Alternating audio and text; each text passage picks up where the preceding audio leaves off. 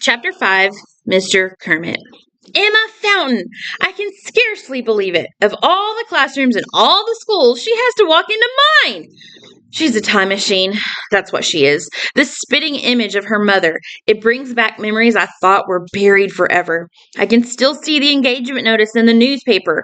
Fiona Bertelsmann and Zachary Kermit. The photo of the happy couple, cheek to cheek, eyebrows perfectly aligned, smiling like nothing was ever going to come and rain on our parade. How innocent we were. How blind. How foolish. It was all over in a heartbeat.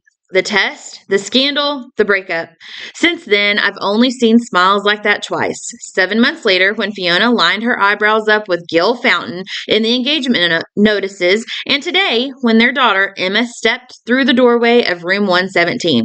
Fate has a way of sticking it to you twice, resurfacing like a bad burrito.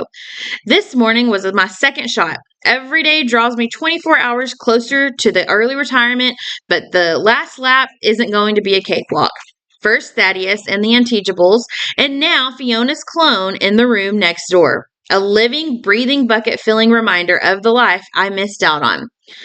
If the poor kid tries to teach middle schoolers the way she ran her kindergarten classes, her students will have her throat open by Columbus Day.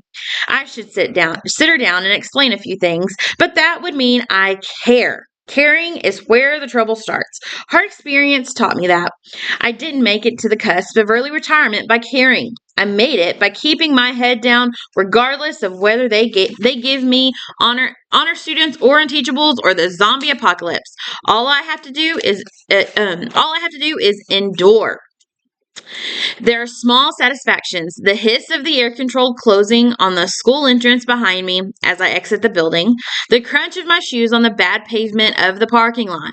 The stab of pain in my shoulder, or in my sore shoulder as I open the ill-fitting door of my 1992 Chrysler Concorde.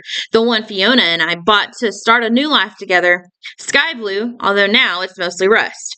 I don't know why I've kept it so long. For sure it isn't the money. The repair bills alone would have bought me a Lamborghini. I turn the key in the ignition and the motor coughs and dies. A few minutes later, the hood is open and I'm staring in at who knows what. Suddenly, there's a screech of tires and a pickup truck is reversing across the parking lot at top speed, hurtling towards me. My one thought is that if I'm crushed to death here and now, Dr. Thaddeus and the school district won't ever have to pay for my early retirement. The pickup roars to a stop with its bumper 6 inches from my legs. Eyes blazing, I shout, "Are you crazy?" The door opens and the driver gets out. I blink. It's one of my students. I know the Unteachables are a rough crowd, but I never expected one of them to steal a truck and use it to try and kill me. Sorry, the gas pedal sometimes sticks a little. When my shocked expression doesn't fade, the kid adds, "It's me, Parker, from class. What can I do to help?" To start with, I rasped, "You can stop reversing at 90 miles an hour. Why is a middle schooler driving at all?" As he launches into a whole story about his grandmother, the family farm, and a provisional license, I conjure up a picture of him in a front row desk, examining worksheets from point blank range like he's staring through a jeweler's eyepiece. "Wow, that's a pretty old car," he tells me. "I mean, mine's old, but yours is like classic." He squints at the name in raised chrome letters. "It's a Coco Nerd?" "Concord," I correct impatiently. "Didn't anyone ever teach this boy to read?" "Never mind that. Any idea how I can get it started up again?" Give Parker credit. He's better with cars than he is with words. He tinkers around under the hood, and pretty soon the motor is running again, although it's belching gray smoke all over the parking lot. "Stop it!" A silver Prius pulls alongside. The window is open, and through the billowing clouds, we can just make out Miss Emma Fountain. "Turn it off! Turn it off!" Parker rushes behind the wheel and kills the engine. She gets out of the Prius, waving her arms to clear the air. "Do you have any idea how much carbon is in that smoke?" "Miss Vardalos is the chemistry teacher," I replied, deliberately misunderstanding the point she's trying to make. "I'm in charge of, well, you know which class I'm in charge of." I indicate Parker with a slight nod. "I'm bucket filling," Parker tells her proudly. "I'm bucket filling," Parker tells her proudly. "You know, helping Mr. Ribbit. I mean, Kermit, Mr. Kermit, she asked, how old is that car? Your mother picked it out, I informed her with an oddly defiant smile. Her eyes widened. Oh, wow, that's old.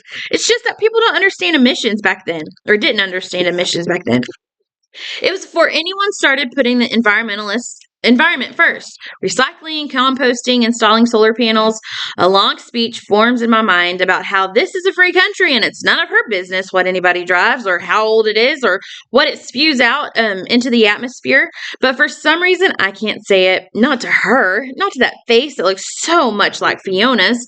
She softens. Well, maybe you can keep it, but you definitely have to put in a catalytic converter. It's on my list, I assure her, right after a new floor for the back seat, just in case I ever have passengers.